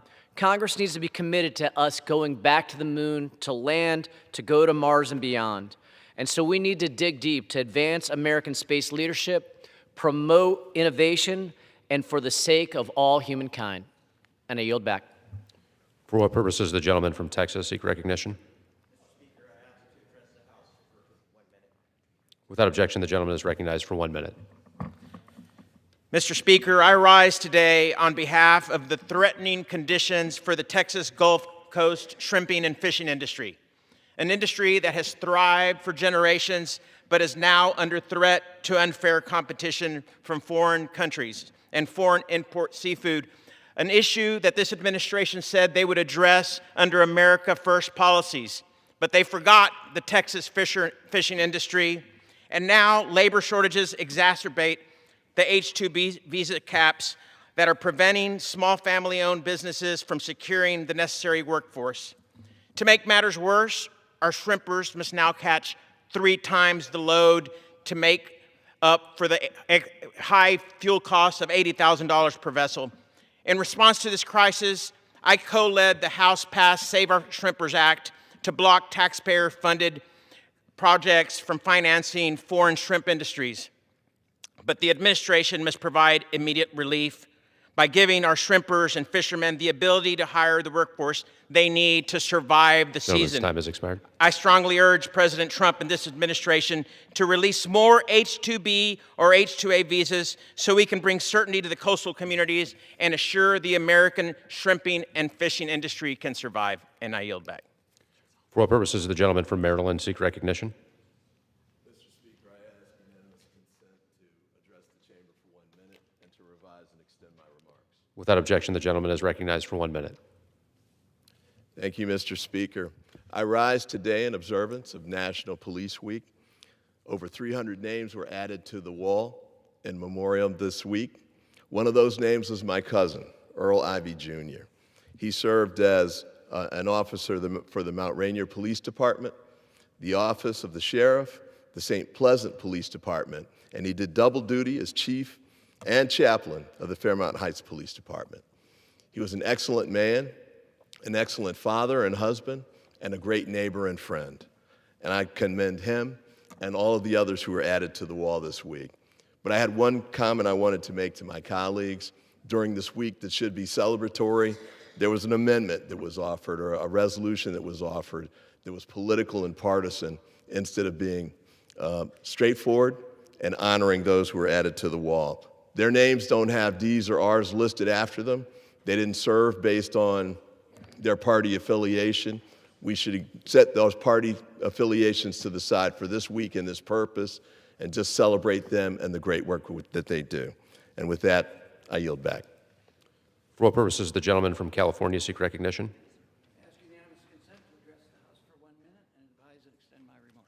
Without objection, the gentleman is recognized for 1 minute. Thank you, Mr. Speaker. In 75 days, Trump's war has caused the deaths of over 2,000 innocent civilians, including 413 children and 15 American service people. Initially, President Trump called his actions in Iran a little excursion that would last a couple of weeks. Now he's acknowledged it's a war, and last month the president threatened a whole civilization to die. This war has cost almost $30 billion to American taxpayers, has caused American inflation rate to rise to almost 4%, and has raised gas prices for hardworking Americans across this country. President Trump does not have the power to declare war. This is a war, not an excursion. Only Congress can declare war. We cannot continue to cede congressional authority to a president who acts like this. I call on my Republican colleagues and leaders in Congress to stand up and push back against this reckless and corrupt president before any more lives are lost. Pope Leo, a great American moral authority, says, "The future belongs to men and women in peace." I stand with a great American, Pope Leo XIV. I yield back. Members are reminded to refrain from engaging in personalities towards the president. Under the Speaker's announced policy of January 3rd, 2025, the gentleman from Tennessee, Mr. Rose, is recognized for 60 minutes as the designee of the Majority Leader.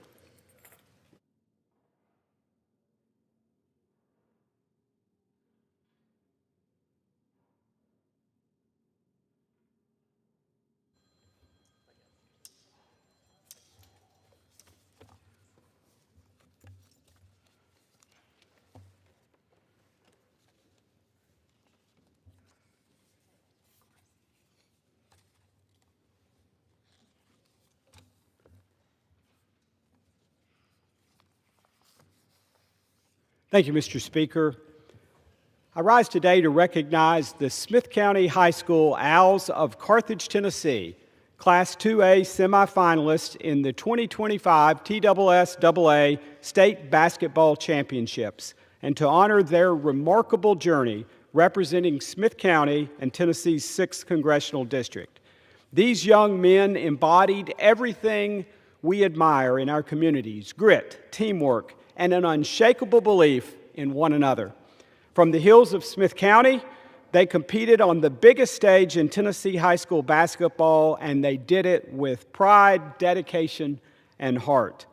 To head coach Lane Bussell, the coaching staff, the families, and the entire Carthage community, This team made you proud.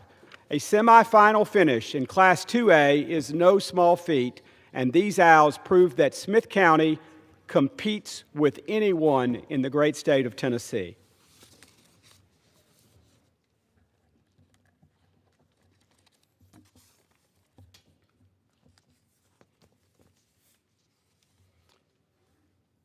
Mr. Speaker, I rise today to honor a remarkable achievement from the young men of Upperman High School in Baxter, Tennessee, right in the heart of Putnam County in Tennessee's 6th District.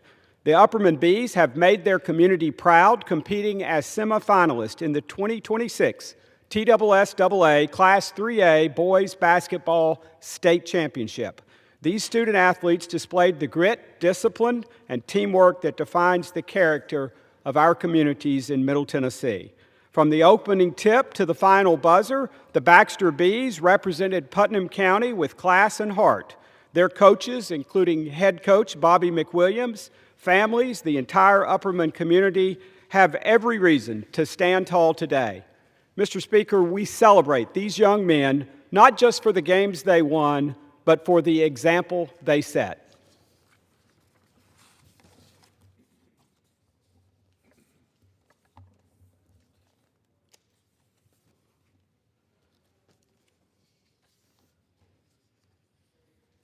Mr. Speaker, I rise today to celebrate a remarkable achievement by the Sparta Warrior girls basketball team from White County High School in Tennessee's 6th Congressional District.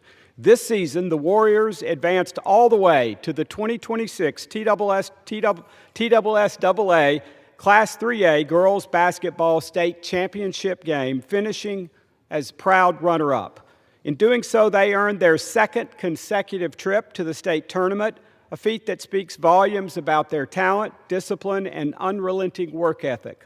From the opening tip to the final buzzer, these young women represented White County with discipline and dedication. Their coaches and families poured countless hours into developing not just great athletes, but great leaders.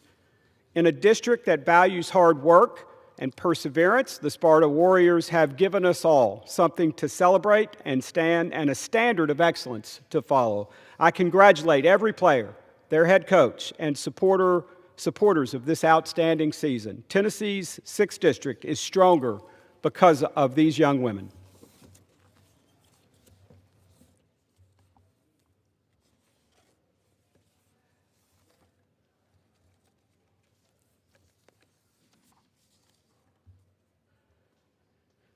Mr. Speaker, I rise today to recognize an extraordinary achievement by the York Institute Dragons of Jamestown, Tennessee, in Fentress County.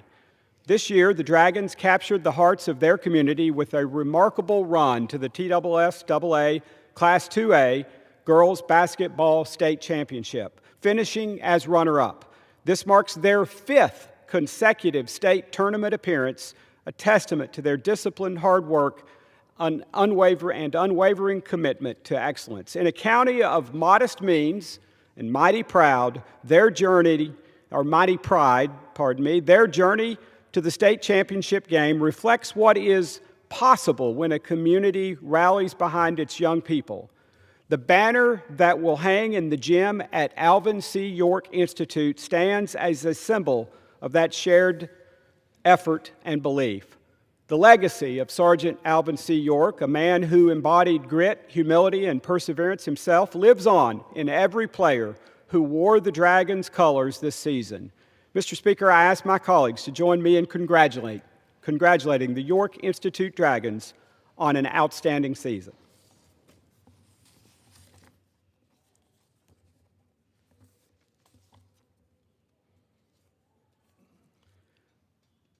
Mr. Speaker, I rise today to talk about money, or more specifically, cash. As many of you know, I, alongside my Democrat colleague, Congressman Donald Norcross, have introduced the Bipartisan Payment Choice Act of 2025, H.R. 1138. The bill is straightforward in its intent: to protect the right of Americans to use cash for retail purchases up to $500. This legislation is not just about dollars and cents. It's about preserving the freedoms, privacy, and practicalities that cash affords every American. I hold in my hand a $20 bill, and as probably most of you have looked closely at our American currency knows, inscribed on the face alongside of this bill, alongside the portrait of Andrew Jackson, is the inscription that this note is legal tender for all debts, public and private. The late Congressman Donald Payne Jr., who was deeply passionate about this issue, captured it best when he said that, quote, cash is the only option available for millions of Americans to pay for food, housing, and other essentials. There are also major security concerns with digital payments that don't exist with cash payments. Companies cannot misuse your data after a cash payment. And frankly, there are few things more American than cash, close quote. Cash should continue to be the one form of payment that is truly universal, accepted everywhere, by everyone, regardless of age, income, or your background. Yet an alarming number of businesses, large and small, around the nation are refusing to accept cash despite its status as legal tender for all debts, public and private. Many of our national parks are also taking part in this unfortunate trend. Imagine being denied access to a federal park as an American taxpayer who has cash in hand. It's unreasonable, and we cannot let this continue. The shift toward a cashless society may be convenient for all of us, but it will leave behind millions of Americans. Nearly 1 in 5 U.S. households rely exclusively on cash or have no access to alternative means of payment beyond the physical dollars. Cash isn't just a preference to many folks, it's a necessity. That includes seniors, the unbanked, those on fixed incomes, and privacy-conscious American citizens. Federal Reserve Chair Jerome Powell testified before the House Financial Services Committee, which I serve on, that cash is, quote, absolutely critical because there are people who don't have credit cards, close quote, and that, quote, when stores are not dealing with people who don't have credit cards, it's a serious problem, close quote. And he's right. But not only are digital payments not accessible to everybody, they also come with real concerns about privacy, data security, and the risk of identity theft. The Payment Choice Act is rooted in fundamental American values, the freedom to choose, fairness, and privacy. By giving consumers the right to pay with cash, we uphold their ability to participate fully in our economy while also safeguarding their personal privacy. Paying with cash means you leave no digital breadcrumbs, and your personal information belongs to you. At the same time, America is embracing new financial innovations, and I understand that. Last July, I joined President Trump at the White House for the signing of the Genius Act into law. The law reinforces the United States' leadership in digital currencies by securing dollar-pegged stablecoins as the dominant digital currency in the world. This is an important step forward. But even as we welcome these advances, we must never lose sight of a simple truth. Cash remains vital to our nation's economic stability, our individual freedoms, and national security. In times of crisis, whether it's a natural disaster or a cyber attack, digital payment systems can fail. Just look around the world, and the case for cash is clear. Sweden, for example, is now backpedaling on its decades-long push to go cashless. Sweden's cashless U-turn was driven by security concerns after witnessing attacks on energy grids and communications networks in the Ukraine. Back home, we've seen a disturbing rise in the number of cyber attacks targeting our grid and our telecommunications networks. And if that grid goes down, and if those networks are compromised, you'll be glad that you have cash, and not just a cash app. I want to address the, quote, let the market decide, close quote, argument. Some say we should let the market decide whether a business accepts cash. But the reality is far more complicated. Massachusetts, New York, New Jersey, San Francisco, and other states have passed their own state or local regulations. That's not letting the market decide. And with no federal law requiring cash acceptance, this inconsistent patchwork of regulations creates headaches for retailers and consumers alike. That's not truly a market decision, but rather a fragmented regulation. Establishing a national standard would not only streamline operations for businesses, but also ensure that every American retains the freedom to use cash, a public good, and legal tender.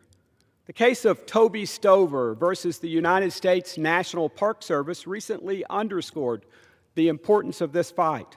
The case involves a woman who attempted to pay her entrance fee at the historic home of President Franklin D. Roosevelt in Hyde Park, New York, using U.S. currency clearly marked as legal tender. Park officials refused, turning her away despite federal law stating that U.S. coins and currency are, again, legal tender for all debts, public charges, taxes, and dues. Think about that. A federal agency declined to accept the very currency issued by the U.S. Treasury at the home of the president, who in 1935 ordered the Great Seal of the United States be printed on every dollar bill to instill public confidence during the Great Depression. That's not just ironic, hypothetical. It is a glaring contradiction in our payment systems. Our legislation is carefully crafted. It requires brick and mortar businesses that accept in-person payments to accept cash for purchases up to $500. It prohibits charging cash customers more than those paying by credit card, and it includes reasonable exceptions for temporary cash shortages or system failures. We've also built in consumer protections and clear enforcement mechanisms so that the right to pay with cash is not just theoretical, but real and enforceable. As I have said before, cash is and always will be king. As a growing number of businesses across the country refuse to accept cash, it's important for Congress to publicly recognize its importance. Mr. Speaker, I call on Americans to encourage their representatives and senators in Congress to support the Payment Choice Act, and on my colleagues in the House and Senate to join me in affirming that cash should be universally accepted across this great country. Together, we can ensure that payment choice remains a cornerstone of American commerce. Thank you, Mr. Speaker, and I yield back.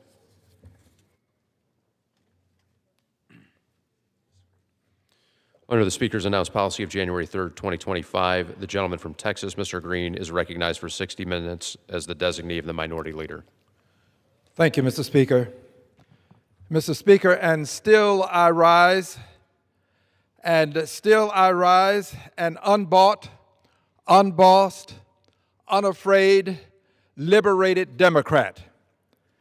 I rise as an unbought, liberated, unafraid Democrat, unbought by crypto cash, unbought by the millions of dollars that the crypto industry spends to elect people to Congress so that they can have influence over legislation. Unbossed by the cryptocrats, the people who are among the greediest when it comes to controlling money, who desire to not only avoid taxes but to evade taxes. Unbossed, unbought, and unafraid. Unafraid to speak truth to the powerful crypto industry, and unafraid to speak truth about the powerful crypto industry. You can speak truth to power by simply saying, power, there's a problem. Let's solve it. I speak truth about power because I say to power, there is a problem and you are it. So today, as a censured but not silenced,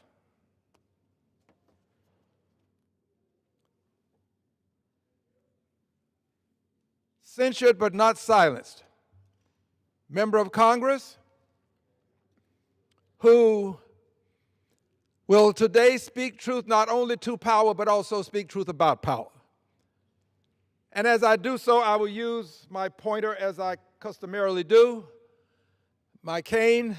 By the way, this cane is not to help me ambulate. I'm quite ambulatory.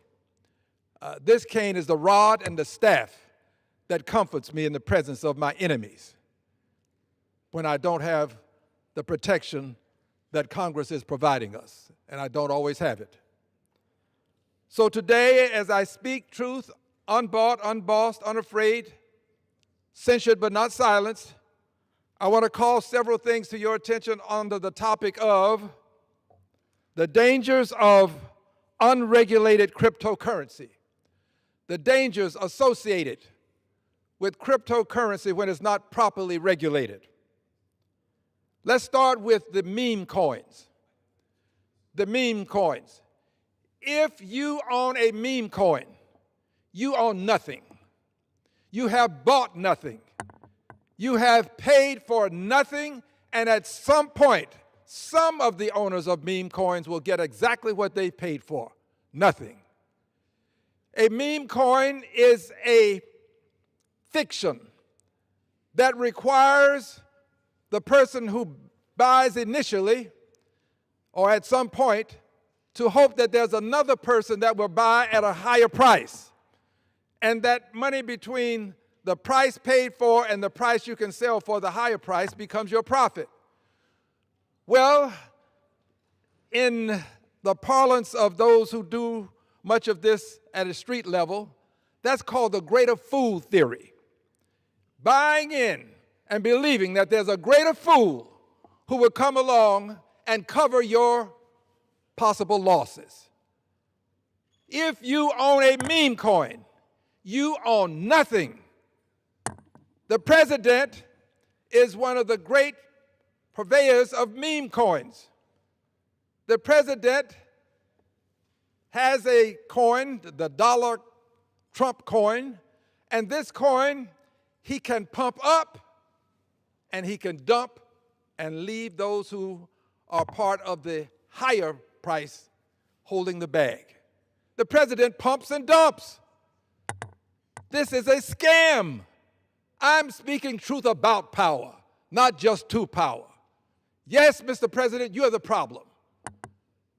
You have taken advantage of many people with your scam, wherein you can make comments and tell people to come down to Mar-a-Lago. Come on down, and those who have the greatest investment, you will be allowed. Those who are buying in at a cheaper level won't be allowed. Therefore, people can go out and buy so that they can be among those who will come to Mar-a-Lago. And as a result, he pumps up the value of his meme coin, which is nothing. He pumps up the value of nothing, and then at some point he can sell at this higher price and make an amount of money.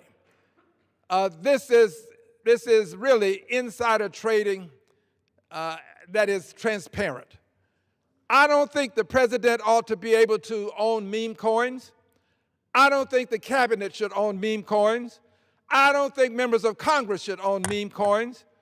I think that members of Congress, the president and the cabinet, we have advantages that other people don't have. We talk to each other. The president can tell people when to buy and when to sell because he's going to pump and then dump or allow you to dump. I believe the law ought to regulate such that meme coins cannot be owned and sold by members of Congress and members of the cabinet and the president and possibly some others that I shall not name at this point. I believe that we have to properly regulate the meme coin. That's why the cryptocrats want to get me out of Congress, because they know I fight them. I stand in the way of what they attempt to do to people who are not knowledgeable about how this can be pumped and dumped and how people can be taken advantage of. I'm in the way. Yes, come and get me. I understand it. Come and get me. Because as long as I'm here, I'm going to stay in the way. Because I want to protect the American people from this kind of insider trading, this kind of selling of nothing and being taken advantage of by those who happen to buy nothing and assume that they can sell it for something. Yes, the meme coin is a problem. And those who sell it and create it are part of the problem when it's not properly regulated. I want to call to your attention the decentralization of cryptocurrency. The cryptocrats want to decentralize cryptocurrency so that they can have peer-to-peer transference of dollars, huge sums of dollars, untold amounts of dollars. Peer-to-peer transfers. Why is this so important to them? Because if you can transfer peer-to-peer, you can engage in tax evasion more than tax avoidance. Tax avoidance is legal. Tax evasion is illegal. You can transfer huge sums of money from one person to another without some central entity that can be there to make sure that it's properly regulated. That's what the cryptocrats want. They want to be able to just transfer money. That way you can avoid taxes. But you can also do something else when you have this peer-to-peer transference. You can also transfer that money at a speed that is unbelievably fast. You can transfer it to a terrorist organization. It can be received by those who would do us harm, those who would disrupt our society, those who would disrupt the democracy that we cherish. Yes, the cryptocrats are in the business of buying and selling, and they're also in the business of contributing to those who would agree with what I am antithetical to, because those who would agree what I'm antithetical to will allow them to have peer-to-peer transfers, would allow them to have meme coins that are meaningless, nothing but a thought, a fiction. I'm speaking truth about power, not just to it. Yes, decentralization without regulation is a problem. And of course, the cryptocrats, whether wittingly or unwittingly, are moving in the direction of creating something akin to the demise of the almighty dollar. The demise of the almighty dollar.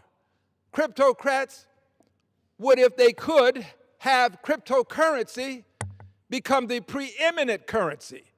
There's a war for currency supremacy going on across the globe. The dollar is the supreme currency across the globe. It is the reserve currency of choice across the globe. The cryptocrats would have the cryptocurrency become the currency of choice. Use the cryptocurrency. Use it, and you don't have to have it go through some centralized location. Just transfer your money like you please.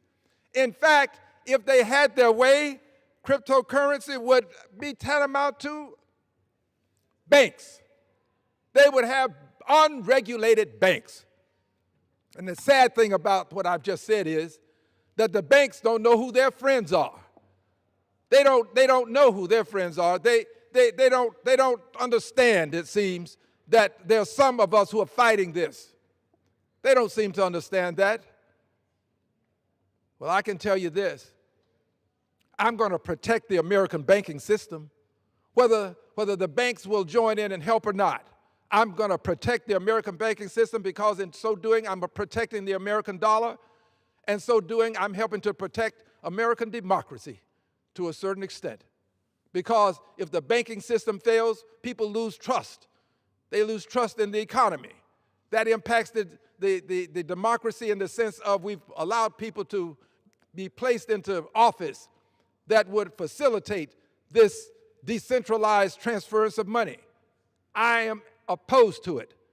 And I'm going to protect the banks in this country, a system that has functioned. It has allowed the dollar to be the supreme currency of choice globally. We have to protect the American dollar. I'm going to do that. The cryptocrats, if they had their way, they would own every member of Congress. Every member. But there are some who resist. I am a part of the resistance. As a matter of fact, I may be at the tip of the spear of the resistance, a part of the avant-garde. I am the resistance to a certain extent. There are others, but I assure you, I am going to remain the architect of some portion of this resistance as long as I'm in Congress. And therein is the operative phrase for the cryptocrats. He said, as long as he's in Congress. Well, if we just get him out of Congress, we don't have him to contend with. Well, you can do that, but there are others who will follow. There are others who are already in the fight. They're there. But I can assure you of this, I'm going to fight you to the bitter end. Until my last days, I will fight what I see as a demise of the dollar, a peer-to-peer transference of money such that you can avoid taxes, the creation of nothing and selling it as something. This is the epitome of ridiculosity, to allow such things to occur and not challenge them. I assure all who listen, I'm going to protect your wallet. There are people who say they want to put more money in your wallet.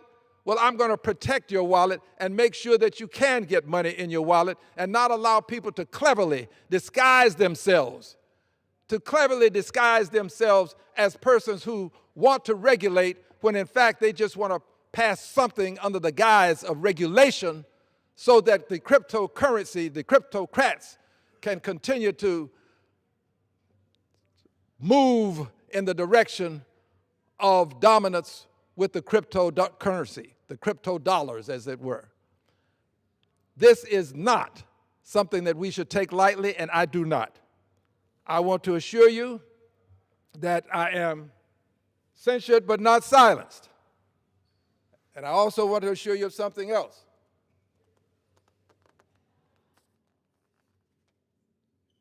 The countdown to impeachment continues, because what the president has done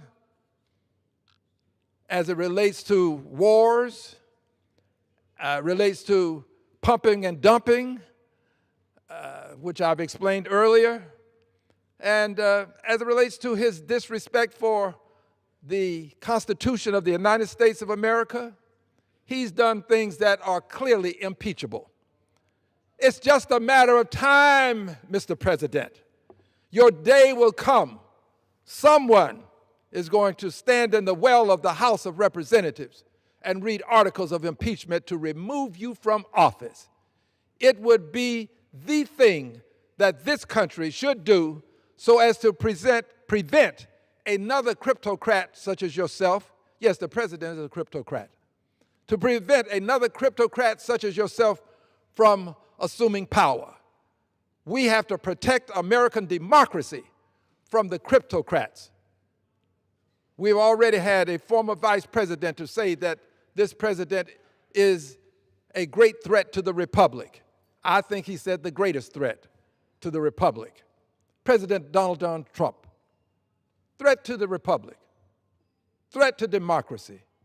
Cryptocracy is his main concern, it seems, because there's a family business that he's brought to the White House. And they are using this family business to make billions of dollars at the expense of unsuspecting Americans and people of other stripes as well. But I am censured, not silenced, and I'm engaging in a countdown to impeachment. I know that there are people who want to know when. It will happen when it happens. And I assure you it's going to happen. So, Mr. Speaker, I'm grateful for the time. And I'm proud to say that I'm Al Green, the OG Al Green. Unbought, unbossed, unafraid, uncontrolled by the cryptocrats. I yield back the balance of my time.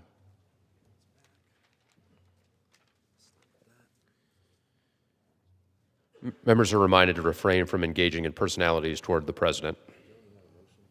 Does the gentleman have a motion? I do, Mr. Speaker. I do now ask that the House adjourn. The question is on the motion to adjourn. Those in favor say aye. Aye. Those opposed, no. The ayes have it. The motion is adopted. Accordingly, the House stands adjourned until noon on Tuesday next for morning hour debate.